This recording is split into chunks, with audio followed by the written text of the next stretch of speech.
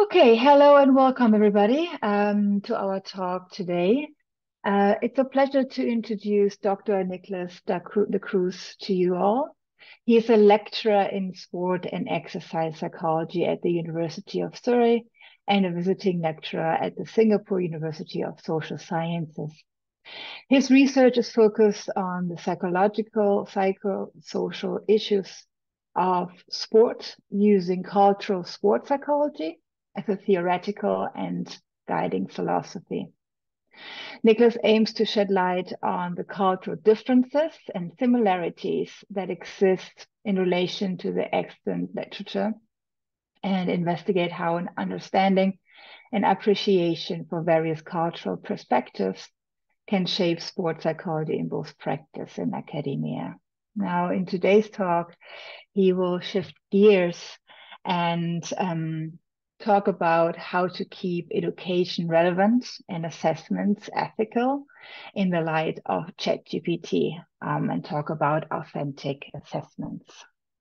Going to hand over to you, Nicholas. All right. Thank you very much, Carolina. Everyone, thank you for joining today as well. I'll share screen in a bit, but I just want to say thank you for the great turnout. Uh, Carolina mentioned how many signups we had, and I don't even get that many students in our class. Actually, my goodness. So I'm excited, very nervous as well. So please do forgive me if I stumble a little bit here and there.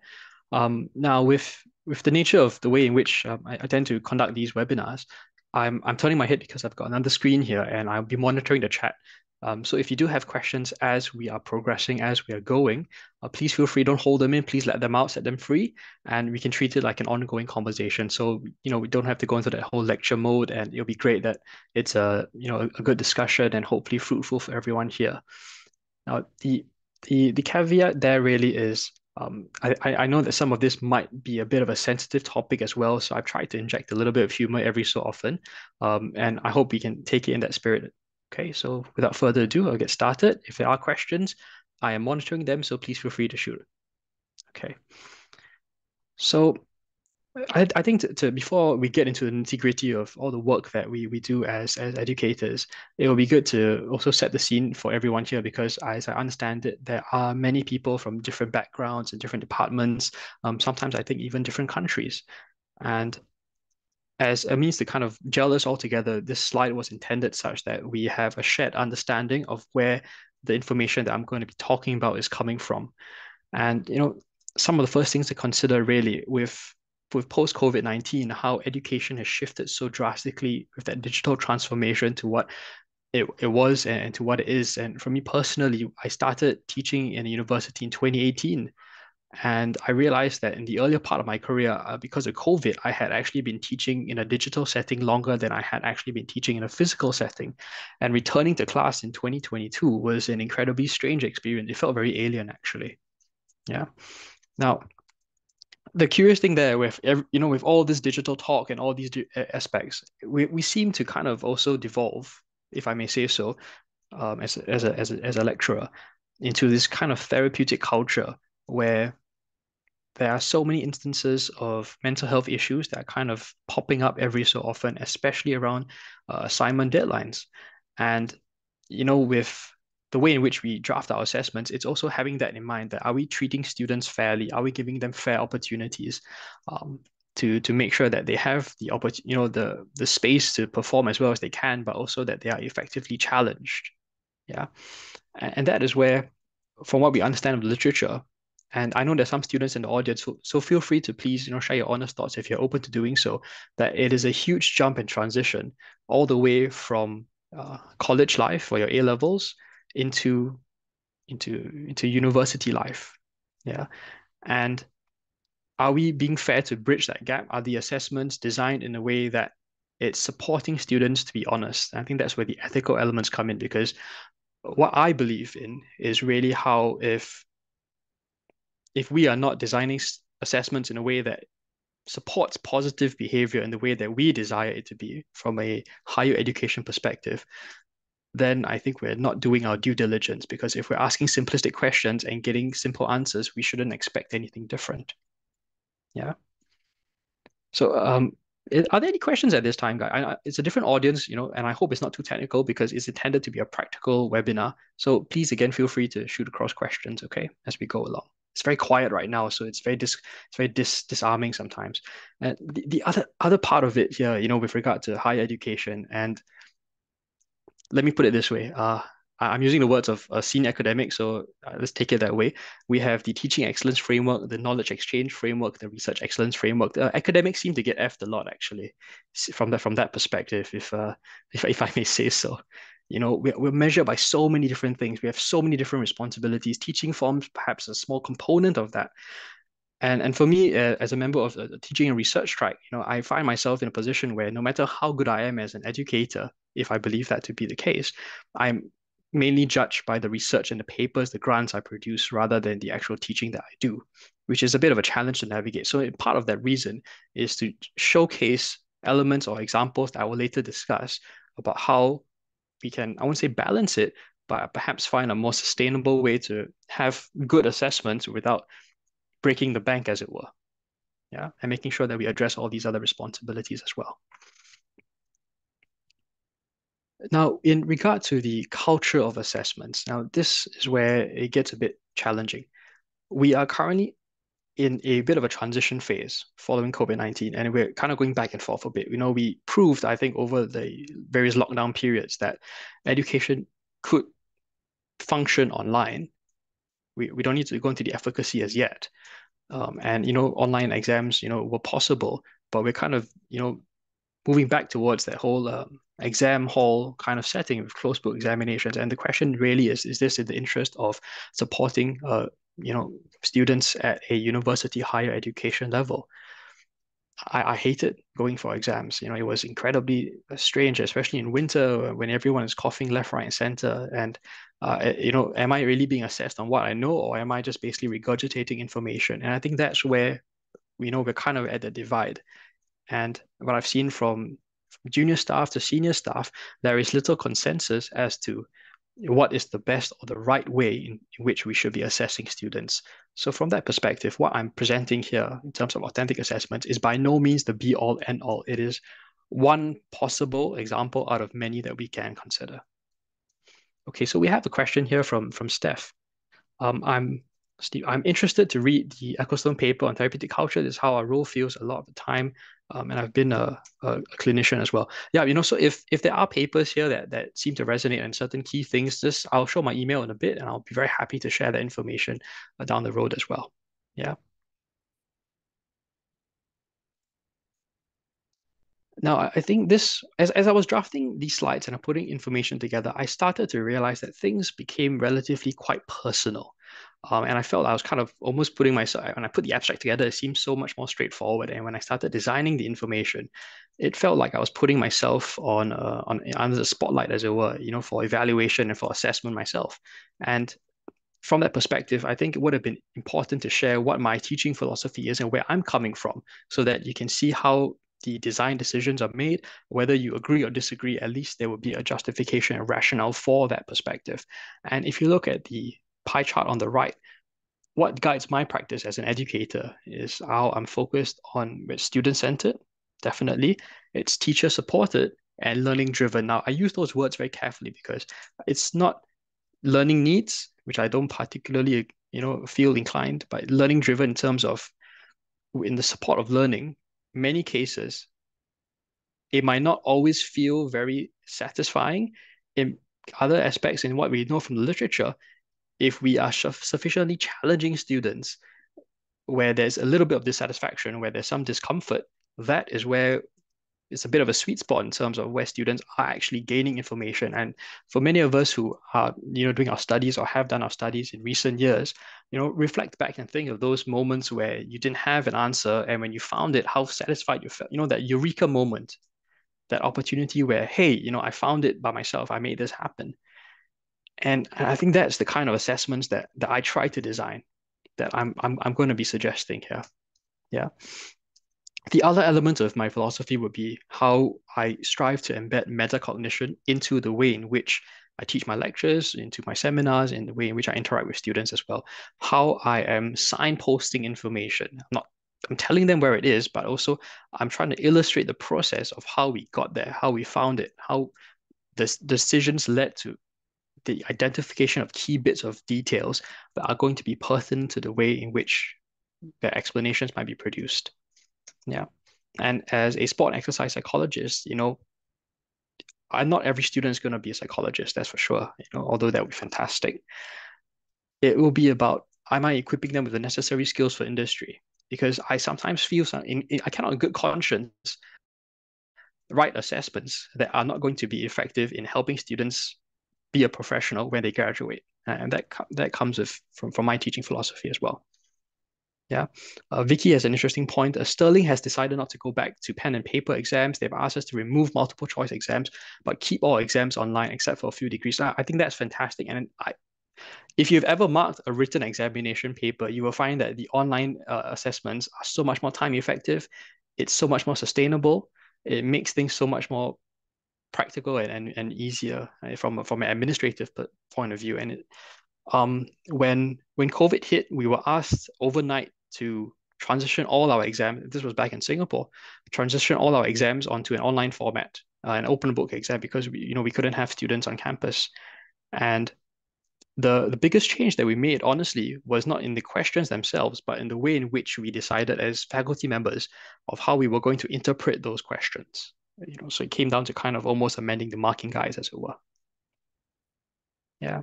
Thanks for the interaction, guys. Keep it coming. It's fantastic. So it's not just me talking to a screen, but I get to interact as well and hear everyone's thoughts.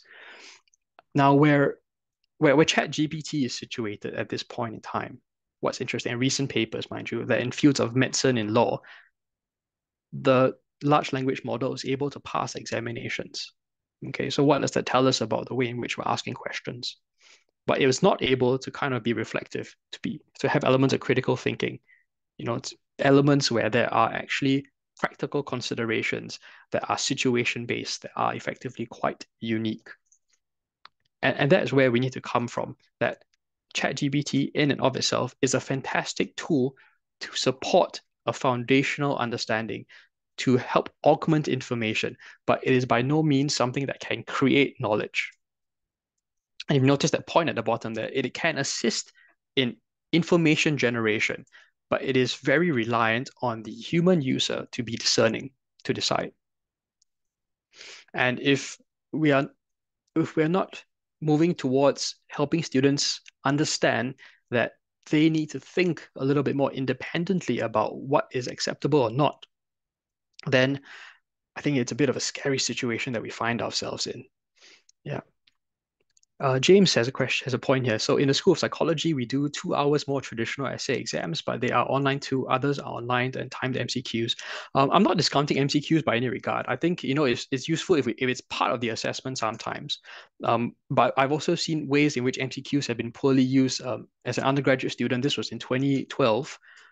I've had lecturers who clearly copied MCQs from an online database. It was a quick Google. I found the answers, and I did really well. Did I learn? And I realize this is recorded. Please don't go back on my transcripts. I'm not so sure. Yeah. Emily says, I do worry that the rhetoric about exams does lack some nuance in that while you don't have to be testing regurgitation and pure memorization, having knowledge is important. Knowing things without needing to look them up is important. I don't care if students can remember names and dates, but you can't get to critically without a core internal knowledge. And I completely agree with that. I hated those words, critical thinking.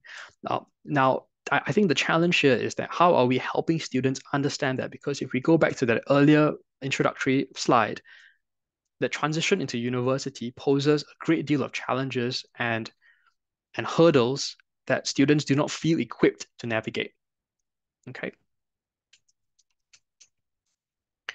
Now, it wouldn't be a ChatGPT webinar if I didn't use ChatGPT, I think. So from that perspective, in that spirit, I posed this question to ChatGPT: how can ChatGPT be ethically and meaningfully used in university exams by students? And this was the list of bits of information that it generated, these 10 points, verbatim, that were lifted. Now, from an educational perspective, and I've been in higher education for close to 5 years now, let's be honest, supervised use and limited access is unlikely to be, from a workload perspective, not really quite possible. Now, we tried this once before, back in Singapore, where we had staff members monitor students in a with a webcam during a open book online examination, which they took from their homes. And some of the reports that received were XYZ students sat up and left for a bathroom break. XYZ students left and sat up and dropped a pen on the floor or something, or they were away for a period of time. It was not a good use of staff time. It was not really meaningful. It was not really effective because I felt like we were basically doing, instead of marking papers, almost forensic work on terms of observing human behavior. It felt a bit confrontational and not incredibly very helpful. So I think, where it comes to supervised use and limited access, ChatGPT is going to be as prevalent as Google is, as the internet is. And back then, when the internet first came out, it was perceived as a threat. And now it is a big part of everything that we do. And it's very likely that's where ChatGPT is going to find itself if it hasn't already. However, if we move down to points 3 into 10, these are elements of things that I would strong, and I will show how I do this in my practice. And I'd love to hear what everyone here thinks about it as well, in terms of providing guided assistance, being transparent, demonstrating, how we can integrate learning objectives, assessment design criteria, ethical awareness, and so on and so forth. Now, by no means is this perfect, as I will be concluding on that note as well. But if you start to see that these are things that can be considered, especially if and when there is bandwidth to start redeveloping modules as well, so that we are up to date, that we are relevant. Yeah, students are definitely interacting in assessments, in higher education, in a whole myriad of ways. It will be a disservice if we didn't kind of follow suit in terms of how we evolve and adapt accordingly as well. As a simple example, less than a decade ago, I recall, going to a lecture as a postgrad, and it would be very lucky if you had PowerPoint slides. We get exam questions along the lines of write a research proposal on a topic of your choice. Lectures weren't recorded unless you brought your own recorder. Whereas now, as a lecturer, when I go into class, I have to check the microphone. I have to check whether my Panopto, my class recording is working. Is the camera working? Is the mic working? Are the slides working? I have to then take attendance first. I then have to make sure that, okay, the sound is doing well, the lighting is good before I get started. And that's just the start of a lecture. Now, in other aspects, if we shift the conversation a bit there towards authentic assessments, these are some of the characteristics that can be considered that are by no means an exhaustive list of information, but these are some of the guiding principles that would be relevant when we are designing assessments. Yeah. And I will show examples of this to see how some of it comes alive as well with regard to some of these points. Sarah has a statement here. So Dr. Nordman has a nice blog that shows MCQs are particularly susceptible to use of AI cheating. From what I know of my flatmates and those of as a student, I know people use AI to cheat in MCQs. Yeah. In my course, they've dealt with it by assigning a small percentage to MCQ assessments. So they are more of a formative opportunity. I think the short answer questions are a really good way of assessing understanding and knowledge. I agree. I absolutely agree with you, Sarah, there. Short answer questions. We'll go into a bit more specificity there, but yeah, that will be an interesting way forward. Now, if we take authentic assessments, we take ChatGPT. These are possibly 6 guiding steps that we can use in the way in which we want to start redesigning and redeveloping our assessments. Now, I'm proposing this as an example. This is what I would do in my own practice. It is not a fixed list, and things might change and things might shift. As we know, academia is so volatile, and especially at this point in time, in terms of what's been going around in the news, in terms of funding, in terms of, workload, staff assignments, and so on. So I think one takeaway I would say at this point in time would be to ensure that while we are, of course, focused on providing the best teaching experience, the best learning opportunities, it it should not be at the expense of an educator's health and well-being. As any teacher will know you when you teach a class. And for the students, I hope this is in general a gentle reminder that you tend to give a little bit of part of yourself in those sessions, where you care about the students. You want to make sure that you do a good job. And on the rare occasion that you do receive a thank you, that's an incredible feeling, really. Yeah. Okay, so I'm shifting back to the questions now. Thank you for the questions. Keep them coming. We have moved on to campus essay exams. At earlier levels, we are shifting to MCQs on campus, more frequent lower stake class tests. Although the final exam will be online, is to consist of MCQs that require calculations, problem solving, data interpretation. Kristen, it's interesting that you mentioned that because following the recovery away from COVID, we well, back in Singapore, my previous role, we still kept the open book element, but we had students come into the exam halls. So students will be able to bring in their laptops, whatever textbooks, whatever information that was necessary. And there were some that will take it so far that I would describe it in this way, they almost brought like a command post of technology. They had an iPad, they had an additional screen, they had a laptop, they had a keyboard. And they come half an hour early to set all this up. And as an invigilator, I'm looking at this, I'm like, that's dedication, wow. Um, and it was interesting to see how these things evolved, really. Vicky went to a talk by Mike Perkins, who presented what I think is a great framework for AI and assessments. I'm trying to pilot using assessments in psychology. I'll be glad to learn. Thank you for sharing. I'll definitely open up that link and check it out as well. Yeah. Oof. Now, with these steps in mind, okay, with learning outcomes, ChatGPT, redesigning, integrity, authenticity, innovative teaching, this is where it gets quite personal. So bear with me, and happy to hear how the conversation goes and what everyone thinks from this perspective. Now, to provide some context again, which is incredibly important, we all come from different subject disciplines. It will be helpful to understand and appreciate elements of specificity because by no means would authentic assessments be relevant to everyone's assessment practices. I don't think that's the case. It's just one of many alternative solutions. Now, for my part, one of the modules that I teach and lead on is the undergraduate year 3 psychology of exercise and health module. This is over 11 weeks. You notice there's lecture and seminars. Now, because this webinar is focused on exam assessments, that's where I'll be prioritizing information. In weeks 8, 9, and 10, in our seminar weeks, we will have case practices. So what happens then? First of all, the first assessment students do is a coursework case formulation report where they have to interview an individual and they have to write a 2,000-word report on that intake interview and needs analysis and recommending an intervention. Okay.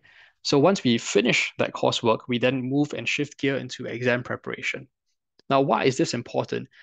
In the actualization and application of authentic assessments, it will be a disservice to students to introduce a very novel type of assessment method without first giving them a means to understand where the lecturer is coming from, where the educator is coming from, as a means of good transparency.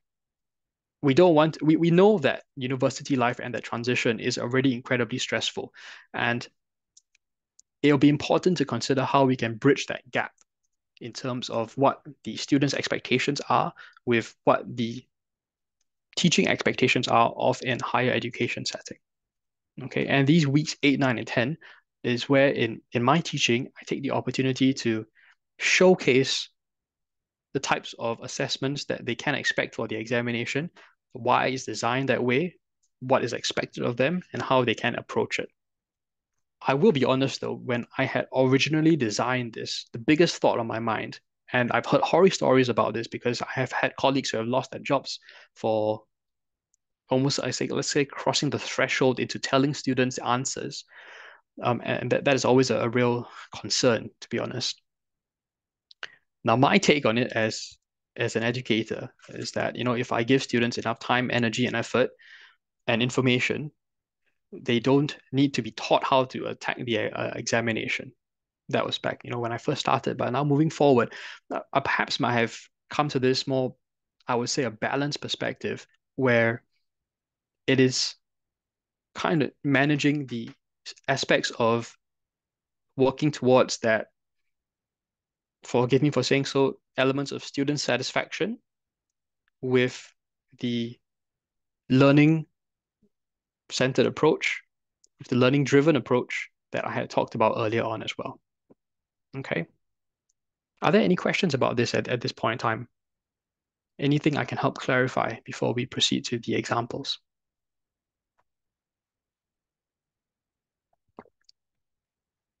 Okay, good. So thanks, James. Good so far.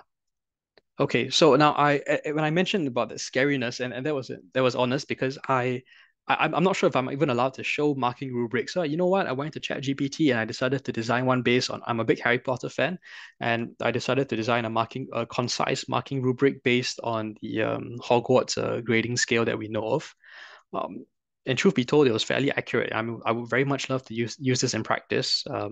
Maybe if I'm a bit more senior, contract is a bit more firm, I think, because if I assign troll to someone, I can imagine that might be a bit of concern. So with this grading rubric in mind, where we have outstanding, exceeds expectations, acceptable, poor, I'll show this again later on. I'm gonna go through some example questions and show the thought process behind it, and let me know what you guys think. So I have the question here, but I admit the font is small, so I'm gonna shift over to our Miro board. Is a tool that I use with students during class, during seminar. So this is, I'm turning my head because the other screen is here. Yeah, Vicky, absolutely. It was actually more detailed in ChatGPT. I reduced it ever so slightly, to make it a little bit simpler to fit onto the slide deck. But it had breakdown of marks and different descriptive points even. Okay, so this is Miro. This is what I will put up to students during our seminars when I'm talking about those case examples. And this is an example of a case formulation question. So before I get into it, for the exam for our psychology module, students, excuse me, students are allowed 2 hours. There are 3 questions, 40, 30, 30. 40% question has 800 word limit. The 30% questions have a 600 word limit. Now, the word limits are there because when we first moved into an online format, we found that when we didn't have these word limits, some explanations were a little bit too verbose. They went way off on very many different tangents in the hope that the more information was provided, the more marks they will potentially get if they weren't sure what the answer, should be focused on. And so that was the justification of the pedagogical aspect for that decision making. Now, if you notice in the first bit here, this portion up here, this is a source. This is either a source from a book. If you haven't read Chris Hadfield's book on an astronaut's guide to life on Earth, it's a fantastic book. From a performance psychology perspective, people will find it very interesting. And I will perhaps find a quotation, an extract. Information, I think, is going to inspire my question. Now, this way of creating an assessment or a question for exams, it's hard to find the exact way to describe it in literature. And I did look for papers, but from webinars I had attended, this would be considered almost like a case study approach, where you present a case, you present a section of information. Yeah. And here, this is where, oh, pardon me, this is where we have the question. And keep in mind, this is a large 40% question. So this is going to be the larger chunk within an examination, and I'm showing these questions here because these are actually questions that were used in past exam papers. I had a student who asked me like, Nick, so can we expect the same questions in our exam? And nope, nope, yeah. Now from this question, if you notice, first of all, the Bloom verbs that you find, evaluate, okay? Where else are we looking for Bloom verbs? There must be some in there. If I can't see them right now, I promise you there are somewhere in there. I would strongly recommend using the higher order Bloom verbs. So working our way into the level 5 and 6 ones, avoiding stuff like describe. Compare and contrast is a little bit of a low level one. And I think that's where we need to be a bit cautious. Now, I know there are some elements of critique with regard to using Bloom's taxonomy and elements of that, but I've found it when I started my career, when I had no idea how to write exam papers, an incredibly helpful scaffold to support its construction. Yeah, so that's where we're situated. Now, when I share this information with students, I also break it down into almost like a needs analysis here with regard to the question. And this is where, when you are creating these authentic assessments, especially with tools like ChatGPT available, it is important to take opportunities like this to help communicate your expectations of what you are looking for. And that is where that balancing act comes in, because I don't want to go so far that I'm telling students of what is a desirable answer. I'm trying to focus my attention more towards what I would consider as a helpful, good explanation and what might be considered as a poor explanation. If they say, is this correct? I'm like, well, there are no correct answers. There are those that might be better and those that might not be so good. Yep. Now, what you see here in terms of the little post-its and all this, these are bits of information from students as they have put up their information. So in the live session, they will be commenting, they'll be writing points. Now, why is this scaffolding important? Because in many cases, especially for example in our sports science program, they we only have two psychology modules at this point in time, and some of it may feel incredibly alien. And it's also to give students a fair chance to see what is expected of them and to also navigate some of the complexities earlier on so that I can take the opportunity to address some concerns with regard to the examination. And from my perspective and my teaching philosophy, demonstrate elements of transparency to make sure that they are fairly equipped with the necessary skills to do as well as they can. Yeah. Now, when I present something like this, when I break it down in terms of this process, this is an example of how I would actualize the development of metacognitive awareness, where it is not about providing answers, which is a tendency for many of our undergraduate students, where immediately their behavior has conditioned to, okay, what's the answer? What's the answer? Where's the right answer? And they start to realize through this process, actually, there really isn't one. I had a great number of questions asking me about, okay, Nick, is this how you want us to answer the question? I said, no, this is simply a tool that you can apply within the first 3 to 5 minutes of your exam to help you discern and dissect questions so that you are more strategic in the way you provide your explanations. And I leave it at that. Yeah. It also allows me an opportunity for formative feedback in terms of addressing some of the quotes or some of the points that have been put forward over here. And if there's something that is problematic, which there tends to be earlier on in the weeks, I have an opportunity to address it quite quickly. The challenge I've been faced, and I admit there are students in the audience here, so please, guys, be mindful about how we can navigate these things as well. This is an example of feedback when you're interacting and we're having conversations. I'm saying that because with the student satisfaction questionnaires coming up, I had a few comments to say, Nick, you haven't given us our exam question yet, pardon me, your coursework feedback yet, so we can't grade you on that. When I had to then point out and say, hey, by the way, every time you asked a question in class, when I answered, that was feedback. When we did our mural board exercises, that was an example of feedback. Yeah. Now, so this is just one example and one question here. And I'll show it. And in effect, when we had this question, I ran it through ChatGPT. Okay.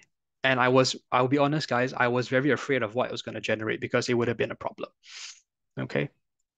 And so when I ran it through and with the grading rubric in mind, okay, let me put it up. This is the answer that it gave. So I put in the question to ChatGPT. I copied and pasted verbatim the question that you saw on the mural board, and I put an explanation that review the following exam question and provide a concise answer, observing brevity and clarity. Okay. And based on what was given here and our Hogwarts marking rubric, quite proud of it actually. I would grade this as acceptable, you know? Yeah. What would that be on a typical undergraduate, UK undergraduate scale? Maybe in the realm of about 40 to 50 marks. Why would it not be worth more marks? There is a great deal of description, fantastic description, which is great, but it kind of stops there. From the theoretical perspectives that we had covered in our earlier weeks in our sessions, from the information I had shared in class, none of it's covered. None of it has been explained. There is little to no context specificity with regard to the unique case. And this is where I keep telling students for psychology year 3 module, it is not a theoretical exercise, it is a practical experience. And the cases that are presented are inclined towards that practicality, the application of information.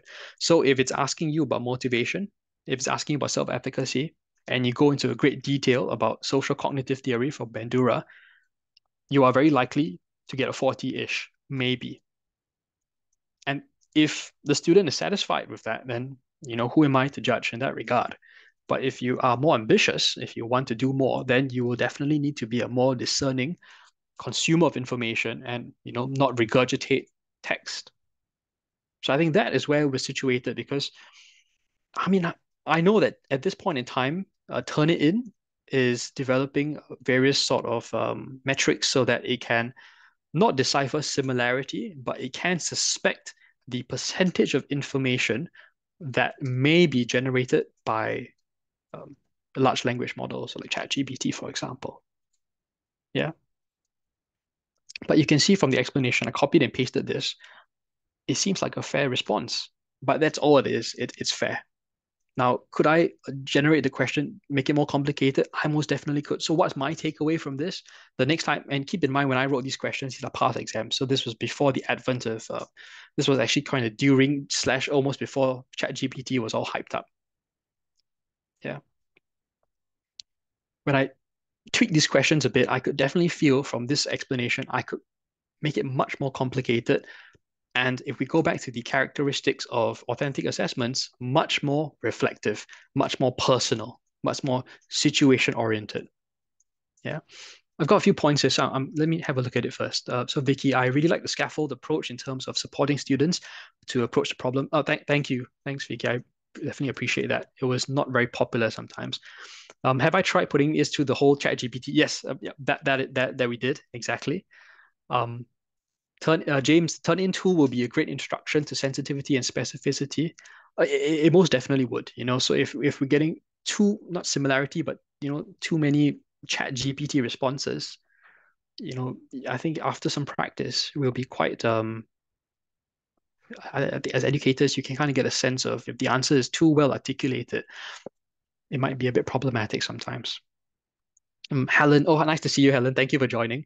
Trouble is, if students want to just pass, there is no risk to them using the AI answer. Helen, I completely agree, and I think that was one of my concluding slides actually, concluding points. That where we are right now, with all these changes, I think it's unfair or unrealistic to expect that higher educators are going to keep up with all these major changes right now. There's so many things in the air. We can only do our best to make sure that there is, in some shape or form, a bit of an audit check by increasing the complexity of our questions. What I can do quite easily now, knowing that ChatGPT can do this, when I mark my exam papers that are coming up in the next 2 weeks, I can be more discerning in how I interpret those questions in tandem with the marking rubric. So if I'm getting information that is overtly descriptive, perhaps we can adjust it accordingly. Yep. Emily, as an aside to anyone isn't aware, ChatGPT updated this week to Model 4, which is now the default model. Even the free plan, it reverts back to 3.5, so everyone has access to. Yeah, it's I think it's some of the iteration of ChatGPT were more accurate than others or more meaningful. So I'm going to show another example here, and keep the questions coming, guys. It's fantastic, and I hope it's useful as well, these discussions. Excuse me.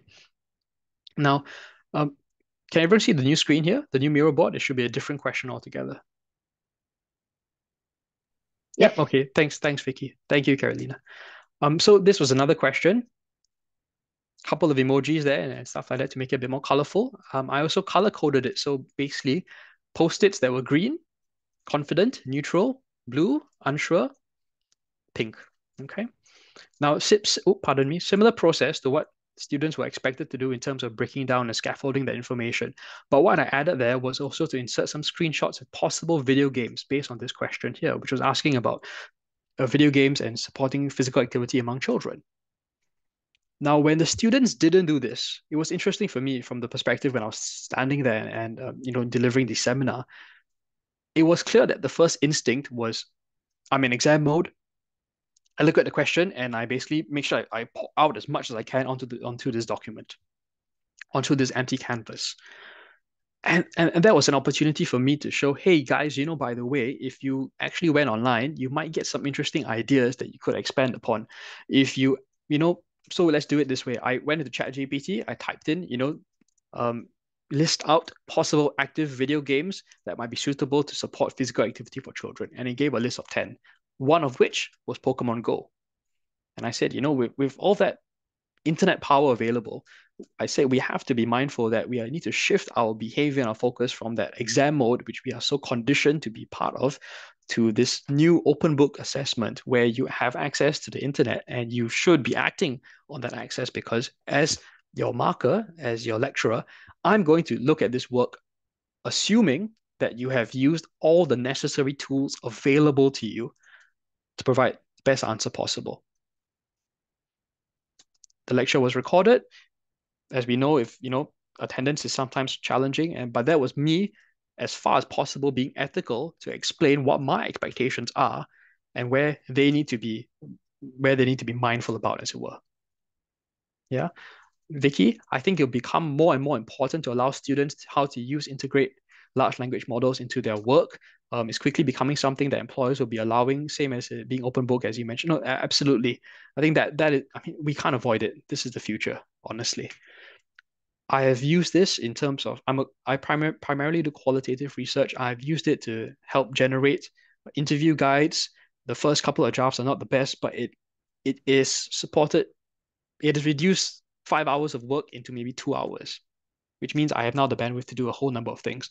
And it would be a disservice to students if we didn't help integrate such tools to, support, elements of greater learning. Like I said, for our not research proposal, pardon me, our case formulation report for this same psychology module, some of them used OpenAI to generate infographics and to kind of support their intervention. And those students were awarded more favorable marks because there were elements of critical, creative thinking, which was fantastic. Okay, so I'm going to stop share there. I'll move on to the answer that was generated from that question. Okay, so that is the additional assessment that I shared. And this was the answer that was given. So I put in the same information, copied and pasted into ChatGPT. It actually generated a longer response, and I asked it to be more concise, and this is what we have right now. And in a similar way, from what do y'all think? I'm just curious. What would you grade this from the Hogwarts scale that we have available to us?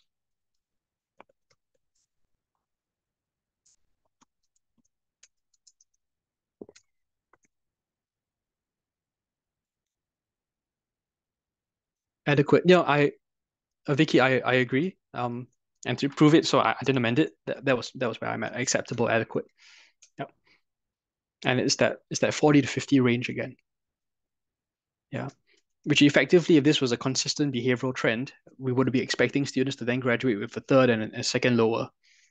Now, understandably, and this was covered in actually a recent conversation with a colleague, that some students are not so inclined to want to push themselves during their degrees. I struggle to understand this perspective, but in the end, like I said earlier on, if we come at it from a personal teaching philosophy, it takes two to make the most of a degree qualification. And as much as lecturers as we can give, you can bring a horse to water, but you cannot force it to drink. And I think that's something to be mindful of as well. Yeah. Again, from this perspective, feedback to me basically is that I can now make sure that the questions are much more complex, much more reflective, much more situation specific, more unique, as it were. Yeah. Now, as a couple of concluding thoughts, and I'm hoping to leave some time for questions, so pardon me for speaking quite so quickly. Right now, and I say I because from my perspective, this is where I'm challenged, and we might not have these challenges, but I wanted, like I said, keep it personal. That, if I want to continue to integrate authentic assessments, what are some of the challenges and what are the limitations, some of which I showed. I wanted to emphasize that, yes, the literature tells us that this is a good way forward, but it is by no means perfect. And there are so many opportunities where students, if they really wanted to, can cheat. The ethical element in terms of safeguarding our practice is to make sure that are we using the right pedagogical skills to inform the way in which we're asking these questions? Is there a principle behind it? Is there a justification or rationale? The same way we expect students to provide a justification or rationale for their thinking, so too should we, in the way in which we are designing these assessments and moving away from those levels of description and overt regurgitation of rote knowledge. Yeah. The other challenge here is the under and over provision of support. As much in my previous role, I was very much tied, my contract was tied to the way in which my student satisfaction I'm graded upon. which is challenging to navigate, to say the least.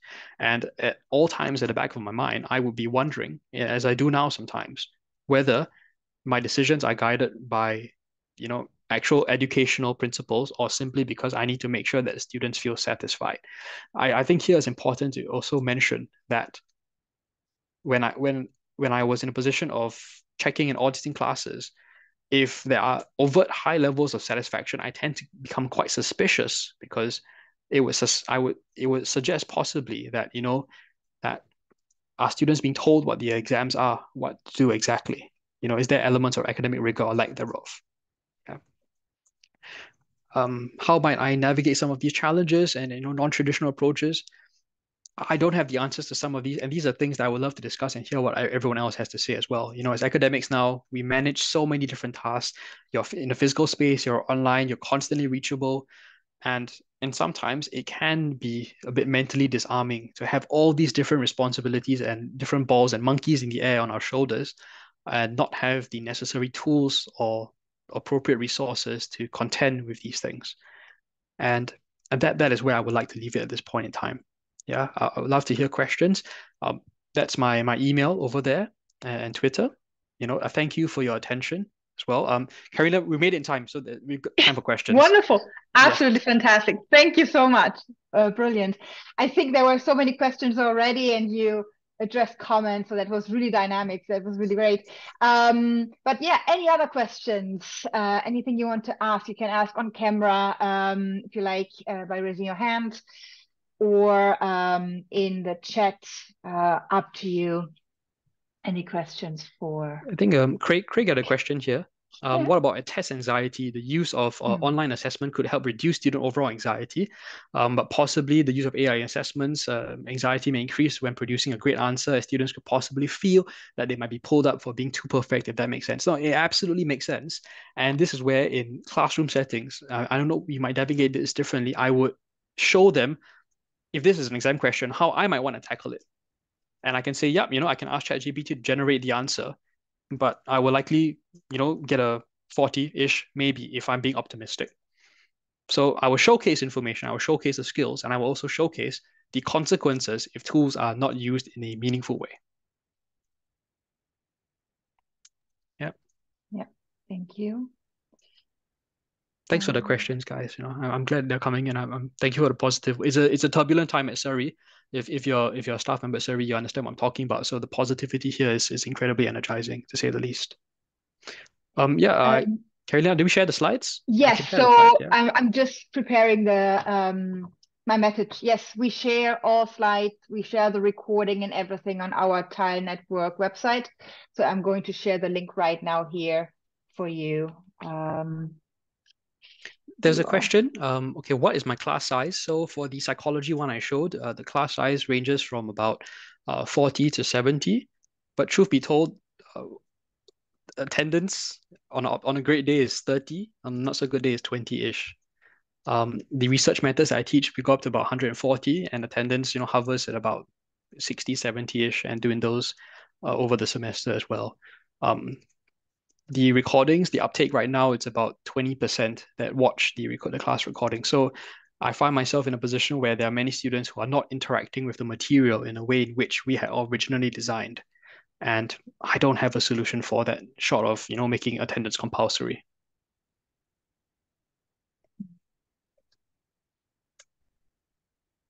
Any other questions? We may have time maybe for one more question. Any thoughts? I think there's a comment from Vicky. Helena? Hi, thank you very much. That was a really informative and interesting talk, and I look forward to seeing the slides afterwards to delve into details, to use Emily's term. Most welcome. Yeah. I think, my question is maybe more like bigger picture. Before, I know that with the onset of ChatGPT and the AI tools and things like that, it has become much more, we worry more about students actually using it for cheating, for kind of like getting shortcuts to getting their accredited degrees and things like that, right? But previously, students did come to me when the exams were just online and said, well, with open book, even then, Googling the answers for your quizzes was possible and things like that. So I just wonder how this fits into the bigger conversation about how where are the incentives for students to not cheat? That was possible before. As soon as exams went open book and online, people were worried about it. About student collusion as well, talking to each other, which they couldn't do in an exam hall. And sometimes I just think, like this might have brought a focus on things, but we had these issues before. And just thinking about kind of like how we dealt with that before or didn't deal with that before is why we've maybe ended up here in this kind of case. And that's more a comment than a question, but your thoughts would be helpful. No, thanks, Helena, for that difficult question. Let me try to think about this. I think this is where once ChatGPT, showed its effectiveness, for me, my instinct was, okay, this is an opportunity for me to then level up the way in which I can ask questions. And that was the responsibility in terms of the academics part, where am I asking questions that would, in essence, disincentivize students from using or cheating because there is no opportunity to do so. For example, other questions, and I'm mindful this is recorded as well, and there are students here, that some questions I would ask would involve elements of personal experiences. So, for example, in psychology, if you encountered a person, from your perspective, who is not interested in sports psychology, for example, and is a different ethnic group from you, how would you want to navigate that? Immediately, once I start drawing upon individual characteristics, you start to become personal in such a way that there is no platform that I know of that could, regurgitate that kind of information in a meaningful way. Maybe a fair way, but if you're satisfied with that low score, then there's not much I can do, honestly. Um, and I think that's where I'm currently finding myself, where I start to draw on more individual experiences. Now, the challenge there is when I tried this last year, when students came out of the exam hall, they came to me and they're like, Nick, we asked each other what the questions were and we all had different answers. And I said, well, that's fantastic. Now, they felt very uncomfortable about that because there was no certainty, but it was an opportunity to remind them in psychology, where we deal with generally abstract elements that don't exist in nature. We don't deal with certainty. We deal with the best evidence we have at this point in time. And it's very situation, focused, where you have to make professional judgments. And when I found that, that's when I brought it to my next semester, where I told students, don't expect that you will have same answers. And it was managing those expectations as I went along as well. I hope that answers it in some shape or form. Yeah, no, I think it's Yeah. that element of there isn't a right answer, and the context that in my own practice I try to do that as well. And that is, as you say, that is where students become quite worried and start really, sometimes those things about assessment anxiety comes out at that stage, because students are kind of like, well, how do we know? How could we spot a right answer? And it doesn't help that me as a teacher say there's many answers and I can spot a good answer, because they don't always fully understand that. However much we set out our expectations and criteria. So yeah, I think it's a bigger question. That's basically more what my comment I, was. And I I, do find it interesting though. I find sometimes, and if I know this is sensitive, so forgive me for taking it in a positive spirit. I hope that we are almost in a way kind of trying to undo the earlier 12 years of developmental education, where they have been behaviorally conditioned to believe that there is a correct answer because we are teaching them in accordance with, here I practice exam papers, and these are the best answers. And that's where the gap into university becomes such a horrific experience, because, well, now there's uncertainty. So they're not prepared for those things. And that's where the scaffolding comes in to help mitigate it in some shape or form, ever so slightly. Okay. Thank you so much. It's 1 minute before 5. I'm conscious of the time. I would like to thank you again, Nick, for your fantastic talk. As always, we will have the recording, the slides, and any resources that were shared here. I will put them all on the Tile Network website. Thank you again for your talk. This was the last talk in this academic year, and I will see you back in the next academic year in September. Bye. Thank you, everyone. Bye. Thank you.